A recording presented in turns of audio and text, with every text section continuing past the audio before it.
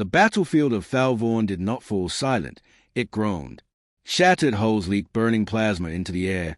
Broken mechs twitched with dying sparks, and the ground itself seemed to breathe smoke. Queen Zelera Dekar, once the radiant terror of 3 star systems, now lay half-buried under rubble. The glow of her bioluminescent markings had dulled to faint flickers, the light of a dynasty snuffed out. She refused a whimper. Every jagged breath tore her chest apart, yet her voice still carried venom when the human crouched beside her. His armor was dented, his face scarred, his movement precise like someone who had patched up too many soldiers in too many forgotten wars. Oren K didn't look like a savior. He looked like a man too stubborn to die. "You heard me," Zelera rasped, trying to drag herself away. "Do not touch me. I'd rather rot here than owe my life to your kind."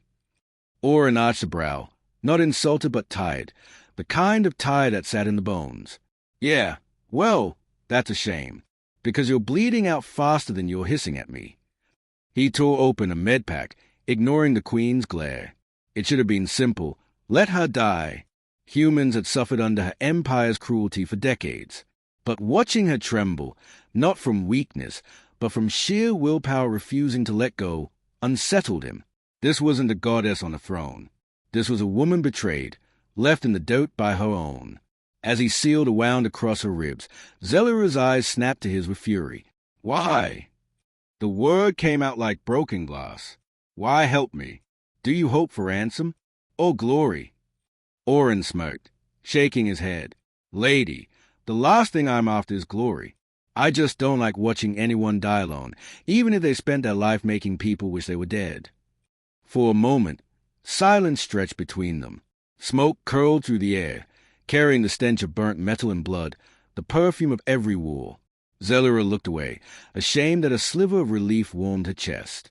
In the distance, a mechanical screech echoed. Varkon drones, hunting survivors. Oren's hand drifted toward his rifle.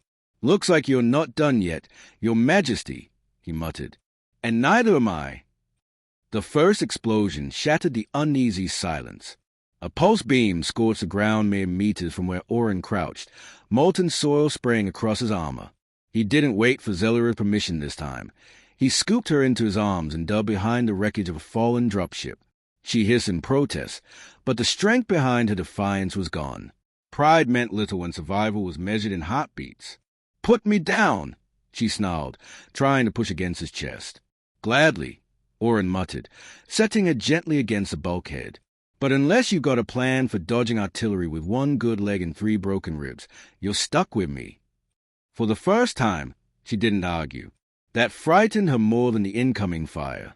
The Varkon Recon drone swept overhead, their red optics cutting through the smoke like unblinking eyes. Oren's pulse quickened. He had evaded these machines before, but not while babysitting a half-conscious alien queen. "Stay quiet," he whispered, checking the charge on his rifle. "If they spot us, we're both target practice." Zelera's gaze followed the drones as they scanned the ruins, and something inside her twisted. Once, those machines would have retreated at the sight of her crest. Once, her empire's armies would have burned any enemy bold enough to invade their skies. Now she was hiding behind wreckage with a human who should hate her. And yet, he stayed. "You could leave," she said suddenly, her voice softer, almost unsure. "No one would blame you." "I'd blame me," Oren replied without hesitation. "And I'm not great at forgiving myself." Something about that answer unsettled her. It wasn't duty or pity. It was choice. That made it harder to hate him. A siren blared in the distance. A ground sweep was beginning. They couldn't stay. Oren tightened the straps on his gear and glanced at her. "I've got an extraction point 3 clicks north. It's our only shot." "Our," she echoed, as if tasting the word. "Yeah," he said, offering his hand. "You're stuck with me, remember?" For a heartbeat, her fingers hovered above his. Then, with visible reluctance, she took it. Enemies an hour ago, fugitives now.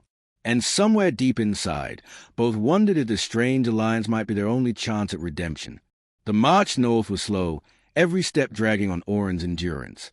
Carrying his own rifle, supporting Zelera's weight, and scanning the shifting smoke for patrols turned minutes into eternities. The rain had started again, a greasy downpour that clung to skin and metal alike, masking tracks but chilling them to the bone. Zelira leaned heavily on his shoulder, her breath shallow but steady. Pride alone kept her upright. She had ruled star systems, commanded fleets that spanned the void, and here she was, limping through mud with a man she once would have ordered executed without hesitation. The silence between them cracked when she finally spoke. "It was not the Varkins who brought me down. It was my own blood." Her voice trembled, not from weakness, but from a rage too long contained. Orin shot her a glance, eyes narrowing. Family betrayal. Her jaw tightened. My sister, Lysera, she struck the bargain with the Dominion, promised them my throne if they spared her life. The fleet shattered under her treachery. She spat into the date, the gesture raw and almost human. 9 centuries of dynasty undone by one coward's ambition. Orin let out a low whistle. Guess treason runs on both sides of the species divide. My command back home sold us out once. 2. Different faces, same rotten smell. For a moment, her gaze softened. "And what did you do?"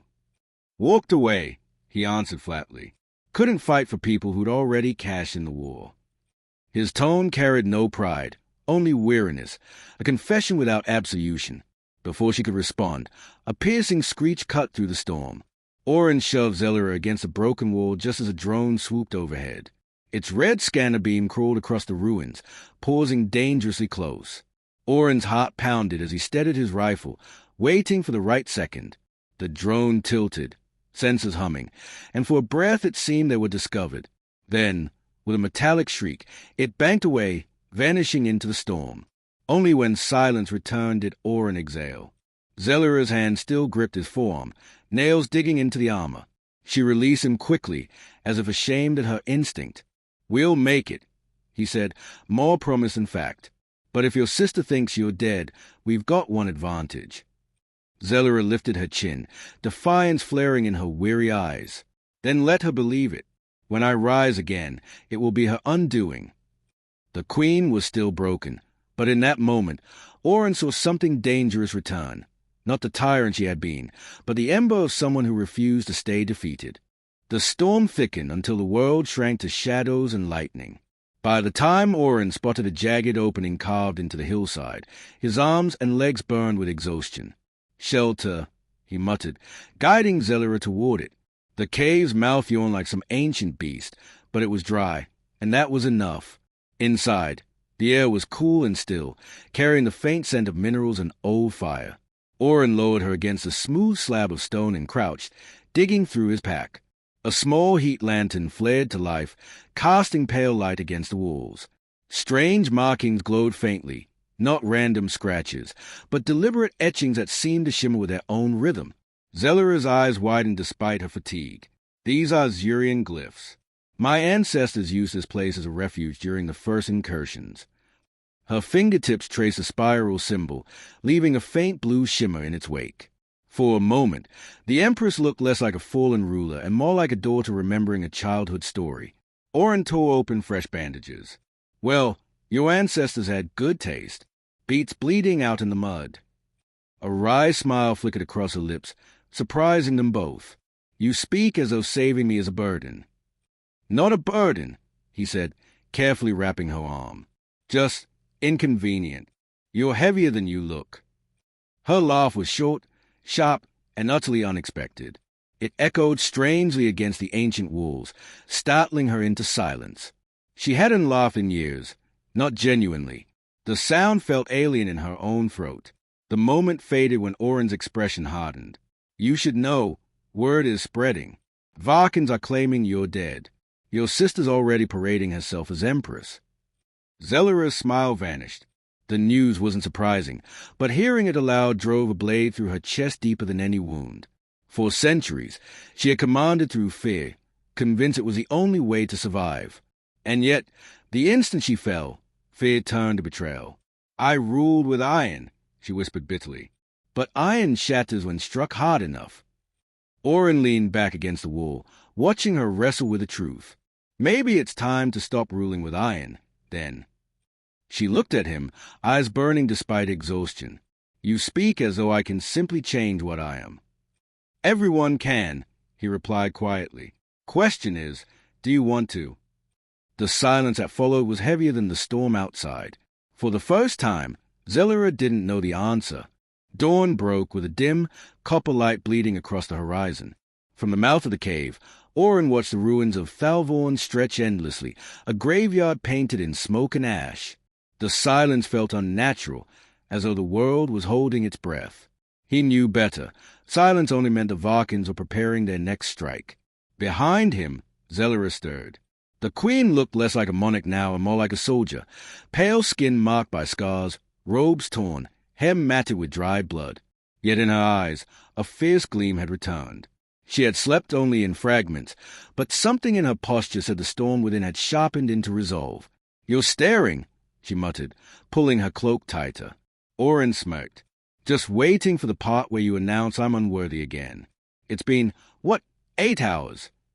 Her glare held a trace of amusement. "Careful, human. My patience for insolence is thin." "Lucky for you," he said, adjusting the rifle across his back. "My patience for staying alive is thicker." The fragile humor broke when the ground trembled. A dull vibration rolled through the earth, followed by the distant hum of engines. Orin's instincts flared. "They are moving troops." Zelera's expression hardened. She closed her eyes briefly, listening as if the planet itself whispered. "That sound, it's a mobilization convoy. Thousands of Varkins. They are not sweeping anymore. They are consolidating." Orin cursed under his breath.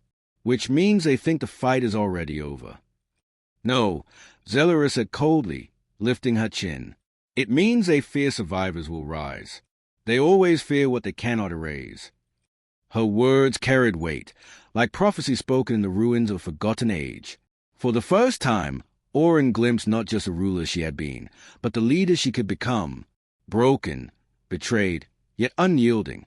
He strapped the pack onto his shoulders and held out his hand to her again. "Then we rise. But we'll need more than sarcasm and bad luck to win this one." Zelera took his hand, steadying herself as she rose. "Agreed. We will need allies, even those your people never trusted." Lightning cracked overhead, illuminating the battlefield like a warning flare. Both of them stood at the cave's edge, two remnants of empires that once hated each other. And yet, in the shadow of extinction, they shared the same fire, a spark that could ignite a new war, or burn them both to ash.